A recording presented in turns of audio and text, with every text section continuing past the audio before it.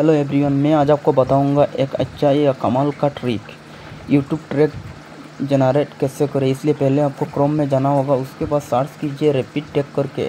Rapid जो पहला website आएगा इसमें क्लिक कीजिए। क्लिक करने के बाद यूज ट्रैक जनरेटर एक ऑप्शन आया ना, इसमें क्लिक कीजिए। क्लिक करने के बाद एंटर वीडियो टाइटल और कीवर्ड एक ऑप्शन आया ना, आप अपना वीडियो का टाइटल डालकर इधर ट्रैक जनरेट कर सकते हो। मैं एग्जाम्पल के लिए एक टाइटल डाल रहा हूँ, आप अपना वीडियो के हिसाब से इधर डाल रहा है। एशियन पेंट कलर मिक्सिंग में डाला, उसके बाद सर्च किया। सर्च करने के बाद नीचे स्क्रॉल करके कॉपी टैग करके एक ऑप्शन आया ना, आप सारा टैग एक साथ कॉपी कर सकते। अभी अगर आप YT स्टूडियो में जाओगे तो एक साथ सारी टैग पेस्ट नहीं होगा, लेकिन टेंशन मत लो, नेक्स्ट वीडियो में मैं एक आसान ट्रिक बताऊंगा जिससे आप एक क्लिक में सारी टैग पेस्ट कर सकते हो।